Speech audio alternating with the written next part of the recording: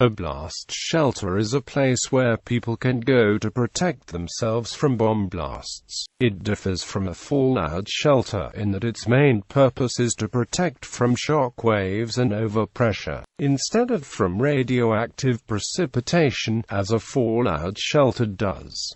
It is also possible for a shelter to protect from both blasts and fallout. Blast shelters are a vital form of protection from nuclear attack and are employed in civil defense. There are above-ground, below-ground, dedicated, dual-purpose, and potential blast shelters. Dedicated blast shelters are built specifically for the purpose of blast protection. Dual-purpose blast shelters are existing structures with blast protective properties that have been modified to accommodate people seeking protection from blasts. Potential blast shelters are existing structures or geological features exhibiting blast protective properties that have potential to be used for protection from blasts. Design. Blast shelters deflect the blast wave from nearby explosions to prevent ear and internal injuries to people sheltering in the bunker, while frame buildings collapse from as little as 3 psi overpressure. Blast shelters are regularly constructed to survive several hundred psi. This substantially decreases the likelihood that a bomb can harm the structure. The basic plan is to provide a structure that is very strong in compression. The actual strength specification must be done individually, based on the nature and probability of the threat. A typical specification for heavy civil defense shelter in Europe during the Cold War was an overhead explosion of a 500 kiloton weapon at the height of 500 meters.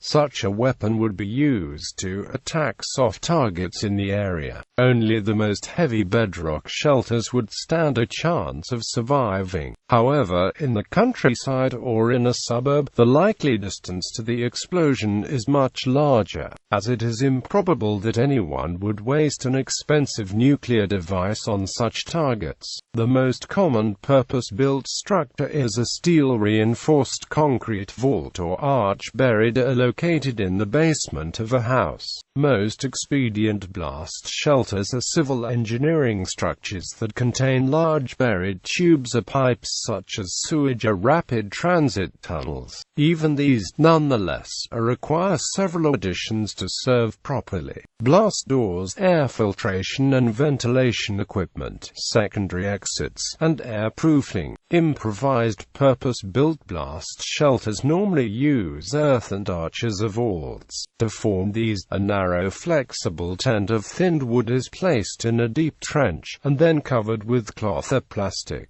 and then covered with 1 to 2 meters of tamped earth. Shelters of this type are approved field-expedient blast shelters of both the U.S. and China. Entrances are constructed from thick wooden frames. Blast valves are to be constructed from tower treads laid on thick wooden grids. Nuclear bunkers must also cope with the underpressure that lasts for several seconds after the shock wave passes, and prompt radiation. The overburden and structure provides substantial radiation shielding, and the negative pressure is usually only 1/3 of the overpressure. The doors must be at least as strong as the walls. The usual design is a trapdoor, to minimize the size and expense.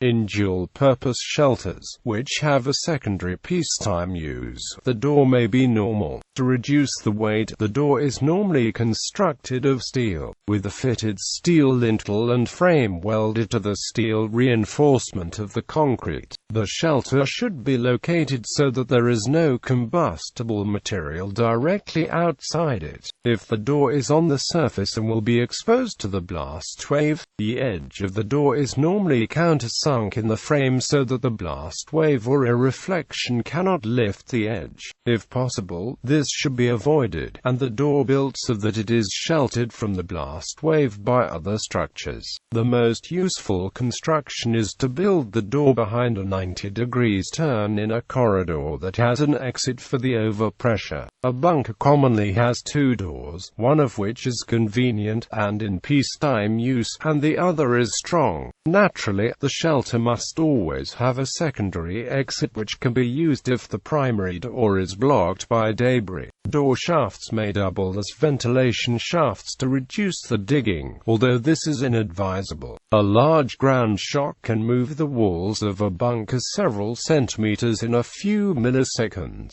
Bunkers designed for large ground shocks must have sprung internal buildings, hammocks, or beanbag chairs to protect inhabitants from the walls and floors. However, most civilian-built improvised shelters do not need these, as the structure cannot stand a shock large enough to seriously damage the occupants. Earth is an excellent insulator. In bunkers inhabited for prolonged periods, large amounts of ventilation or air conditioning must be provided to prevent heat prostration. In bunkers designed for wartime use, manually operated ventilators must be provided because supplies of electricity or gas are unreliable. The simplest form of effective fan to cool a shelter is a wide, heavy frame with flaps that swings in the shelter's doorway and can be swung from hinges on the ceiling. The flaps open in one direction and close in the other, pumping air. Carney asserts, based on field testing, that air filtration is not normally needed in a nuclear shelter. He asserts that fallout is either large enough to fall to the ground, or so fine that it will not settle and thus has little bulk to emit radiation. However, if possible, shelters should have air filtration to stop chemical, biological and nuclear impurities which may abound after an explosion. Ventilation openings in a bunker must be protected by blast valves. A blast valve is closed by a shock wave, but otherwise remains open. If the bunker is in a built-up area, it may include water cooling or an immersion tube and breathing tubes to protect inhabitants from firestorms. In these cases, the secondary exit is also most useful. Bunkers must also protect the inhabitants from normal weather, including rain, summer heat and winter cold. A normal form of rainproofing is to place plastic film on the bunker's main structure before burying it. Thick, inexpensive polyethylene film serves quite well, because the overburden protects it from degradation by wind and sunlight. Naturally, a buried or basement-situated reinforced concrete shelter usually has the normal appearance of a building. When a house is purpose-built with a blast shelter, the normal location is a reinforced below-grade bathroom with large cabinets. In apartment houses, the shelter may double as storage space, as long as it can be swiftly emptied for its primary use. A shelter can easily be added in a new basement construction by taking an existing corner and adding two poured walls and a ceiling. Some vendors provide true blast shelters engineered to provide good protection to individual families at modest cost. One common design approach uses fiber-reinforced plastic shells. Compressive protection may be provided by inexpensive earth arching. The overburden is designed to shield from radiation, to prevent the shelter from floating to the surface in high groundwater. Some designs have a skirt held down with the overburden. A properly designed, properly installed home shelter does not become a sinkhole in the lawn. In Switzerland, which requires shelters for private apartment blocks and large private houses, the lightest shelters are constructed of stainless steel. Subways. During World War II, people in London and Moscow survived bombing during the German Blitz by taking refuge in the undergrounds, e.g., the London Underground. In the second half of the 20th century, metro stations in Eastern Europe and the USSR were constructed to serve as blast shelters. Stations of the Pyongyang Metro in North Korea, constructed 110 meters below ground in the 1960s and 1970s, are designed as nuclear blast shelters, and each station entrance has thick steel blast doors.